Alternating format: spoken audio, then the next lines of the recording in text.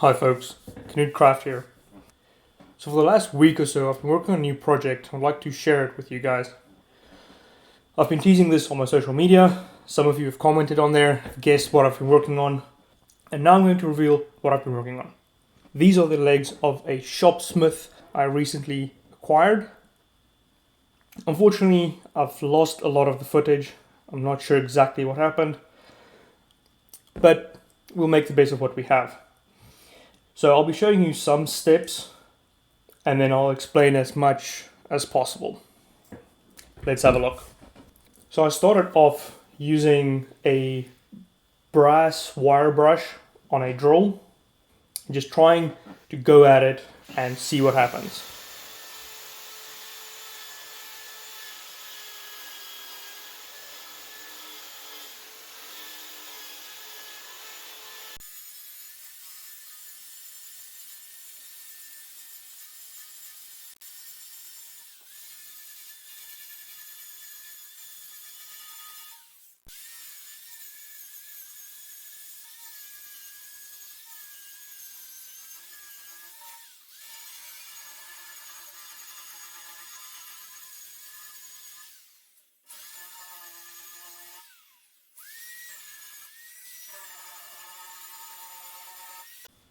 This was okay, but it's still a very slow progress, so I decided to try something a little different. So I got these paint stripping discs for the angle grinder. I've never used them before. I don't know if I'll use them again. Some parts of it came loose. Maybe it was because I was using a cheap disc. Maybe a high quality one would not have the same problem. So maybe I'll still try that. We'll have to wait and see. This did remove a lot of the paint pretty fast. If you do use something like this, just try and keep it flat as possible at least.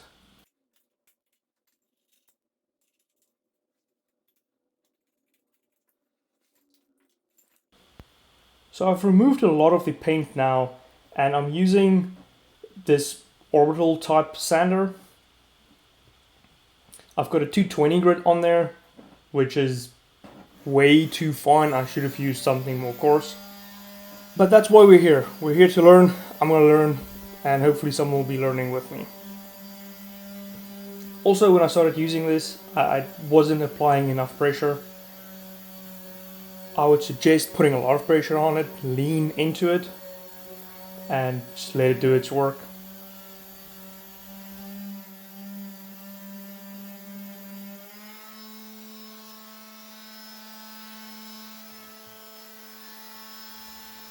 And I'm flipping the legs around, trying to figure out what's the best angle to attack it from. There's so many different curves to this thing that it's not easy, but I made it work. I'm also trying to sand underneath the legs. There's quite a bit of rust on this that I had to get rid of. And most of the rust was really at the bottom of these legs. So I tried to focus on that part a lot. I'll speed some of this up. There's a lot of repeated sanding.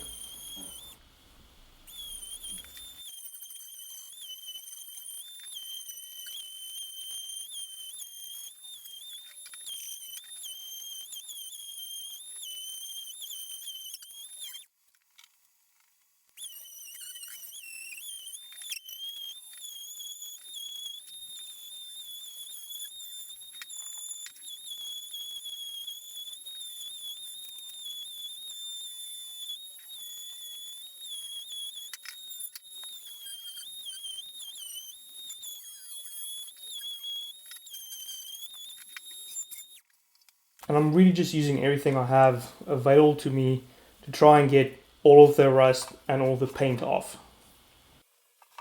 There's about 45 minutes worth of footage of me just sanding. We won't be watching all of that, I promise.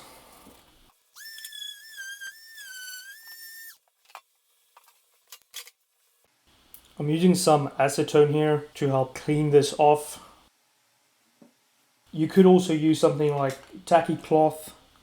There's a lot of different options. I would not use water as it could lead to more rust. I like acetone because it evaporates almost immediately and all the dust sticks to your rag. It is important to try and get all of the dust, but you probably won't get all of it, so just get as much as you can.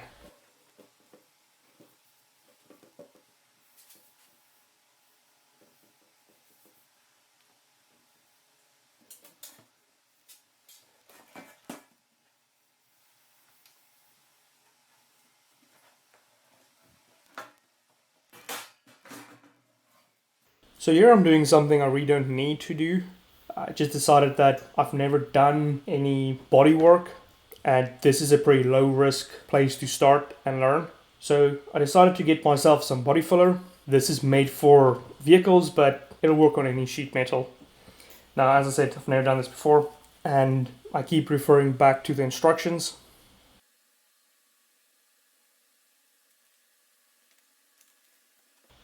So the instructions calls for about a golf ball size of putty and then I believe it was like an inch and a quarter of hardener.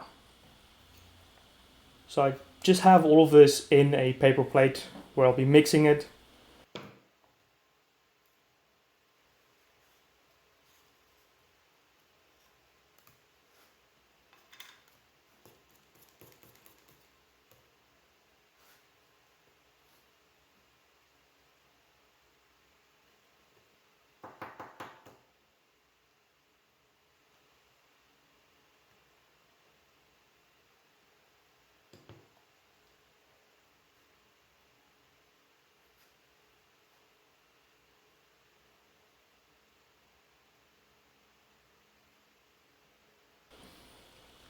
What is nice about this specific brand is the hardener and the putty are different colors. So as you mix it, you can see when it is fully mixed and you don't accidentally undermix, which is a big problem with any resin or epoxy type of concoction, if I can call it that.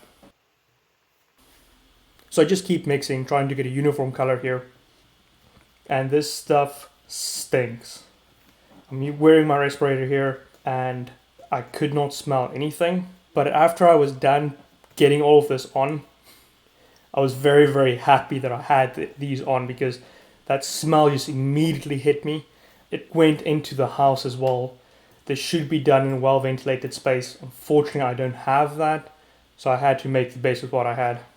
So I got two types of applicators here.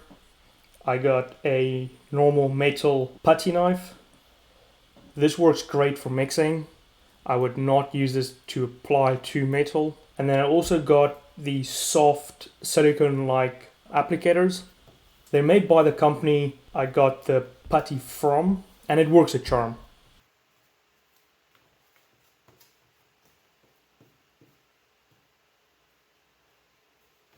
I was really just hoping this was properly mixed. Luckily it was.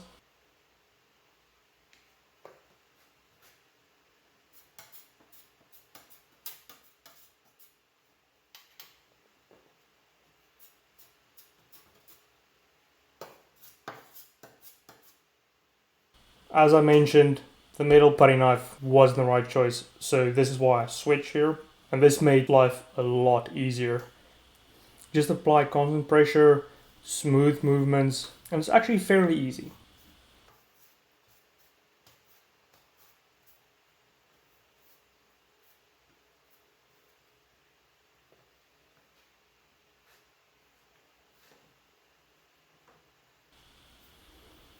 And I'm just checking if there's any additional spots that I need to fill. There's a small one there, I might as well fill that.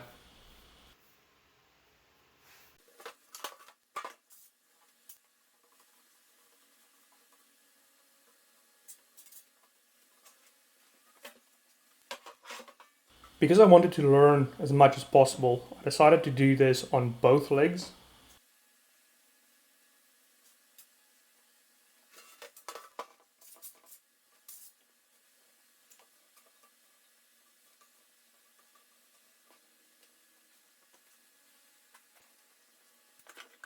And then to clean the applicators, I just use more acetone and a rag.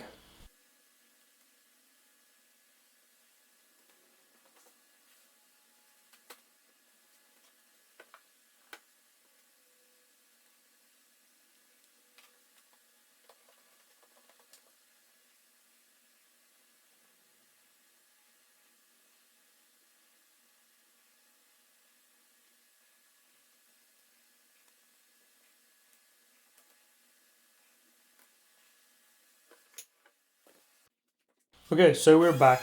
I gave this about 2 days to fully cure, and then I came at it again with the sander, the grit still being way too high. Apparently, I'm a sucker for punishment. So here's another little mistake I made. I sanded the outside first and then the inside, which meant me sanding the inside scratched up the outside. So I had to go back and clean that. So when you're doing something like this, just try and keep in mind where your pressure will be and what your order of operation should be.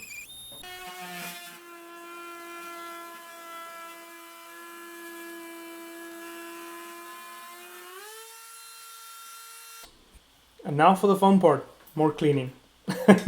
No, I'm just kidding. I'm going to clean this again now, and then we'll be ready for priming. I decided to go with a brilliant blue for the legs, just because I think it would look nice. No real reason for it other than that. And I think it came out great. Now again, this is pretty important to get it as clean as possible because we'll be painting, and any flecks of dust on there will show through and deform and stick out of the paint. So I'm just hanging this on a hook I made from an old wire hanger, and it's strong enough to hold the legs in there without bending open. I'm using this grey primer. I don't know the brand, I can't say if it's good or not, but it applied very easily. And again, this should be done in a well-ventilated space. Unfortunately, I didn't have one, so I just had to make it work. Now, usually I would wear gloves when doing something like this as well, but because of the current crisis, I felt that I should not waste any of my PPE that I don't absolutely have to.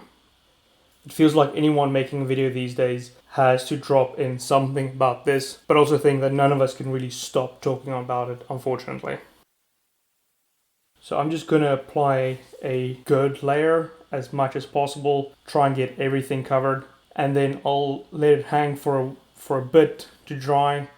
I don't need it to fully dry before I apply second coat, but I will be applying 2 full coats of primer. And after I applied 2 coats of primer to both legs, I let this hang another day before I came back to it. So now that the primer is dried for at least a day, I can start painting.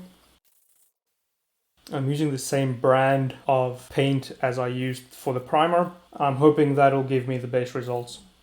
Now I'm going to do 2 coats on each leg, and then I'll let them hang for again a day or 2 before I try anything else with them.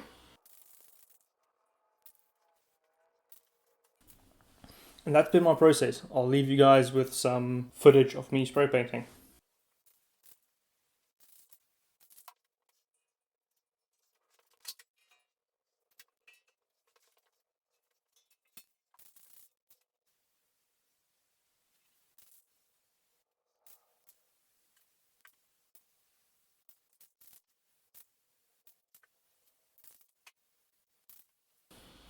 I would like to thank everyone for watching. I will have links to my social media in the description below. And if you want to see any of the other crazy things I'll be getting up to, please consider leaving a like, subscribing, and ringing the notification bell. As always, stay kind to yourself, stay kind to others, and be good. Thank you, and bye-bye.